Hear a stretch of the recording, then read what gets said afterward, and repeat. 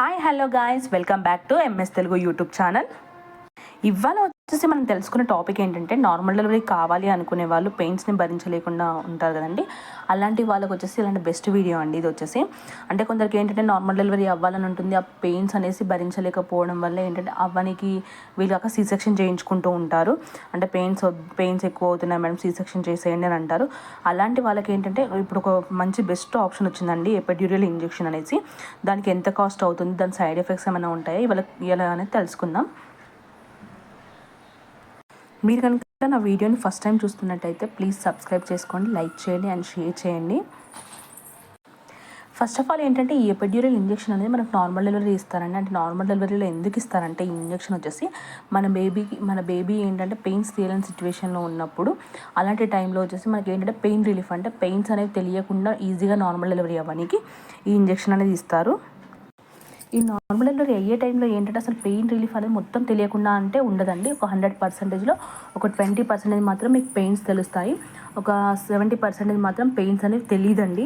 అంటే ఎలా తెలియదు అని అంటే, మీకు వచ్చేసి ఈ నార్మల్ డెలివరీ అయ్యే టైంలో వచ్చేసి ఎలా అంటే మనకు బేబీ కిందికి వచ్చే సిచ్యువేషన్ కూడా మనకు అర్థం అవ్వదన్నమాట. అంటే ఏ విధంగా అంటే, నార్మల్గా మన పీరియడ్స్ టైంలో పెయిన్ ఉంటుంది కదా, అలా ఉంటుందన్నమాట ఈ పెయిన్ వచ్చేసి నార్మల్ డెలివరీ టైంలో.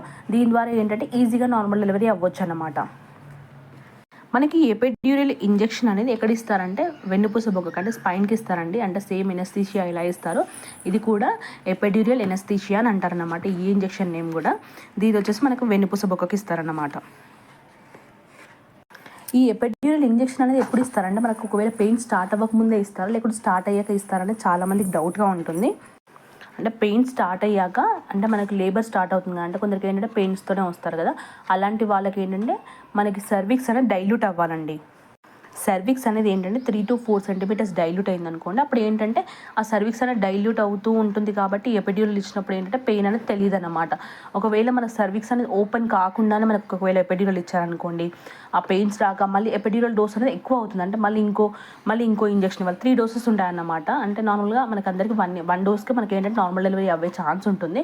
ఒకవేళ సెకండ్ డోస్ థర్డ్ డోస్ పడింది అనుకోండి, ఏంటంటే పెయిన్స్ రాకుండా ఉంటే సీరియస్ కండిషన్ అవుతుంది అనమాట. అందుకనేసి ఏం చేస్తారంటే, మనకు సర్విక్స్ అనేది 3 to 4 సెంటీమీటర్స్ ఓపెన్ అయ్యాక, అంటే మనకి లేబర్ స్టార్ట్ అయ్యాక కొంచెం హెవీ పెయిన్స్ స్టార్ట్ అవుతాయి చూడండి. అంటే బేబీ ఒక 2 సెంటీమీటర్ 3 సెంటీమీటర్స్ ఓపెన్ అయ్యి హెడ్ బయటికి ఇట్లా హెడ్ ఔపించే సిచ్యువేషన్ ఉంటుంది చూడండి కొంచెం.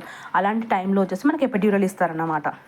మనకి ఎపిడ్యూరల్ కాస్ట్ వచ్చేసి ఒక్కొక్క హాస్పిటల్లో ఒక్కొక్క విధంగా ఉంటుంది. అంటే 1 డోస్ వైజ్గా చూసుకుంటే అయితే మనకు 20,000లో అయిపోతుందండి. అంటే ఒకవేళ మనం డెలివరీకి వచ్చేసి ఒక నార్మల్ డెలివరీకి ఒక 50,000 తీసుకున్నాను అనుకోండి, ఎపిడ్యూరల్ ఇంజెక్షన్ తీసుకొని మన నార్మల్ డెలివరీ అయినందుకు వచ్చేసి మనకు ఒక 20,000 ఎక్కువ, అంటే 70,000 అవుతుందన్నమాట. బట్ ఏంటంటే మనకి నార్మల్ డెలివరీ అవ్వడం మనకి ఇంపార్టెంట్ అండి. ఎందుకంటే మనకు వచ్చేసి మనకు నార్మల్ అనేది సేఫ్ అనమాట. ఈ ఎపిడ్యూరల్ వచ్చేసి మనకు బ్యాక్ బోన్ పెయిన్ లాంటివి ఏమీ ఉండవు. బట్ ఏంటంటే దీని యొక్క సైడ్ ఎఫెక్ట్స్ అని తర్వాత చెప్తాను. అంటే ఈ ఎపిడ్యూరల్ అనేది ఇచ్చాక ఏంటంటే మన నార్మల్ డెలివరీ అవుతుంది కదా, అదొకటి మనకు బెనిఫిట్ అన్నమాట. ఇది వచ్చేసి ఇలా ఏంటంటే ఒక 20,000 ఎక్కువ అవుతుంది. మన హైదరాబాద్లో అయితేనేమో ఒక 20,000 వరకు తీసుకుంటారు ఈ ఎపిడ్యూరల్ ఇంజెక్షన్ ఇచ్చి నార్మల్ డెలివరీ చేసినందుకు. ఏ హాస్పిటల్లోనైనా ఒకవేళ మరీ కొంచెం కార్పొరేట్ హాస్పిటల్ అయితే 25,000, ఒక 5,000 ఎక్స్ట్రా ఉంటుంది. అంటే ఏంటంటే అందులో వాళ్ళు ఏంటంటే ఇంజెక్షన్ ఛార్జెస్ అని ఆ ఛార్జెస్ అని అన్ని కౌంట్ చేయడం వల్ల కొంచెం ఒక 5,000 ఎక్స్ట్రా అవుతుంది. మనకు ఒక 75లో మనం ఈజీగా నార్మల్ డెలివరీ అవుతాము, ఈజీగా సేఫ్గా ఇంటికి వెళ్తాము.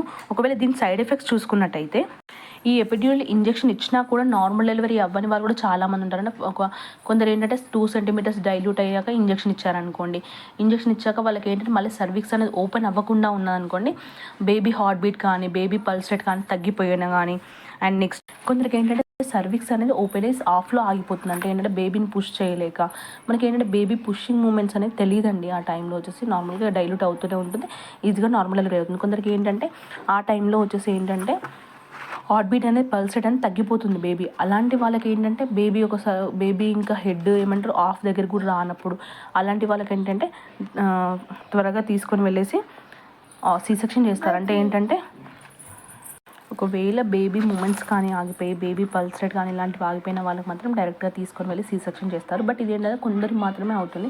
నార్మల్గా హై బీపీ పేషెంట్స్ ఉంటారు కదండి, అలాంటి వాళ్ళకి మాత్రం ఎపిడ్యూరల్ సజెస్ట్ చేయరు. వేరే వాళ్ళకి మాత్రం అందరికి సజెస్ట్ చేస్తారు. ఎందుకంటే బేబీ హార్ట్ బీట్ కానీ తగ్గినప్పుడు మాత్రమే వాళ్ళు ఏంటంటే ఎపిడ్యూరల్ ఇచ్చినా కూడా ఏమంటారు బేబీ కిందికి పుష్ చేయడం, అంటే నార్మల్గా పుష్ చేస్తుంది. బట్ ఏంటంటే కొందరికి క్రిటికల్ సిచ్యువేషన్ ఉంటుంది కదండి, అలాంటి వాళ్ళకి వచ్చేసి ఏం చేస్తారంటే మనకి బేబీ కిందికి పుష్ చేయనప్పుడు, baby pulse rate, heart rate పడిపోయినప్పుడు వచ్చేసి, బేబీ మోషన్ దాంట్లో పాస్ చేసినప్పుడు వచ్చేసి ఎపిడ్యూరల్ ఇచ్చినా కూడా డైరెక్ట్గా సీ సెక్షన్కి ప్రొసీడ్ అవుతారనమాట.